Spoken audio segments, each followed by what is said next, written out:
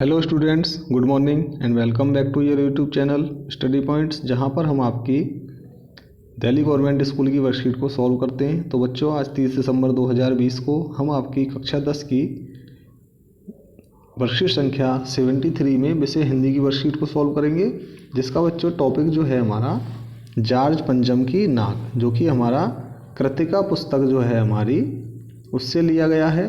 ठीक है बच्चों, ये हमारे सिलेबस में पार्ट है, इसको हम पढ़ेंगे और इसके प्रश्नों को सॉल्व करेंगे। चलिए देखते हैं आज की वर्कशीट। तो देखिए बच्चों, ये आपकी आज की वर्कशीट है, वर्कशीट संख्या 73। सबसे पहले हम यहाँ हमारा नाम लिखते हैं, यहाँ हमारे क्लास टीचर का नाम। तो देखिए बच्चों, जॉर्ज पंचम की नाक एक व्यंग रचना है और जिसमें कि बहुत ही मजाकिया अंदाज में हमारी जो व्यवस्थाएं हैं उनके बारे में हमें बताया गया है। और इस पाठ को आप एक बार अपनी पुस्तक से पढ़ेंगे, बहुत मज़ेदार पाठ है और बहुत ही मैसेज वाला पाठ है। इसमें हमारी जो व्यवस्थाएं हैं उनके बारे में बताया, किस तरह से हमारी जो व्यवस्थाएं हैं वो दिखावे के ऊपर कितना मेहनत करती हैं। ठीक है, तो अब देखिए, महारानी एलिजाबेथ आने वाली हैं इंडिया में और उनकी तैयारियां चल रही हैं ज़ोर शोर से। और उनकी जो जॉर्ज पंचम हैं, उनकी जो नाक है वो टूटी हुई है। उसके लिए एक मूर्तिकार को बुलाया गया है और वो मूर्तिकार तरह तरह की नाक उसको लगाने के लिए प्लान बनाते हैं। फिर आखिरकार वो कहता है कि भाई ऐसा है, एक काम करते हैं, इसमें एक जिंदा नाक लगा देते हैं। इस तरह से इस वर्कशीट में हमको वो चीज़ें बताई गई हैं और किस तरह से जो न्यूज़पेपर हैं उनमें खबरें छपती हैं और जो अखबार हैं वो किस तरह से उस खबर को छापते हैं। तो देखिए, सब शुरू करते हैं हम। तो सुनकर सब हताश हो गए, झुंझलाने लगे। मूर्तिकार ने ढांढस बनाते हुए आगे कहा, सुना है कि बिहार सेक्रेटेरिएट के सामने सन 42 में शहीद होने वाले बच्चों की मूर्तियां स्थापित हैं। शायद बच्चों की ही नाक फिट हो जाए। यह सोचकर वहाँ भी पहुँचा, पर उन बच्चों की नाक भी इससे कहीं बड़ी चलाती। अब बताइए मैं क्या करूं। अब देखिए, वो बता रहा है कि मैं बिहार में की जो मूर्ति लगी हुए हैं बच्चों की, उन मूर्तियों को देखने भी गया था कि उन मूर्तियों की नाक इसमें फिट बैठ जाए, लेकिन उन मूर्तियों की नाक भी इसमें फिट नहीं बैठती है। उसके कहने का तात्पर्य ये है कि वो जो शहीद बच्चे थे उनकी नाक भी इतनी ऊँची थी, यानी कि वो इतने ज़्यादा वैभवशाली थे कि इस मूर्ति पे वो, ये जो बच्चों की मूर्ति है उसके आगे जॉर्ज पंचम की मूर्ति कहीं नहीं टिकती है।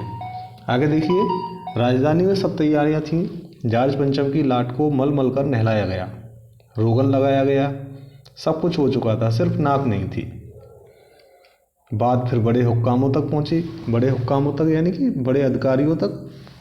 बड़ी खलबली मची। अगर जॉर्ज पंचम की नाक न लग पाई तो फिर रानी का स्वागत करने का मतलब, यह तो अपनी नाक कटाने वाली बात हुई। लेकिन मूर्तिकार पैसे से लाचार था, यानी हार मानने वाला कलाकार नहीं था। एक हैरत अंगेज ख्याल उसके दिमाग में कौंधा यानी कि अचानक से आया। उसने पहली शर्त दोहराई। जिस कमरे में कमेटी बैठी हुई थी उसके दरवाजे फिर बंद हुए। मूर्तिकार ने अपनी नई योजना पेश की। अब देखिए, उसने फिर से एक प्लान बताया उन अधिकारियों को कि एक काम करते हैं भाई, कि एक जिंदा नाक लगा देते हैं। हमारे देश की आबादी 40 करोड़ है और इसमें से किसी की भी जिंदा नाक लगा देते हैं काट कर। बात के साथ ही सन्नाटा छा गया। कुछ मिनटों की खामोशी के बाद सभापति ने सबकी तरफ देखा। सबको परेशान देखकर मूर्तिकार कुछ अचकचाया यानी कि कुछ वो हिचका और धीरे से बोला, आप लोग क्यों घबराते हो। यानी कि वो लोग सब घबराने लगे, यानी कि हमारी नाक नहीं कट जाए, यह काम मेरे ऊपर छोड़ दीजिए, नाक चुनना मेरा काम है, आपकी सिर्फ इजाज़त चाहिए।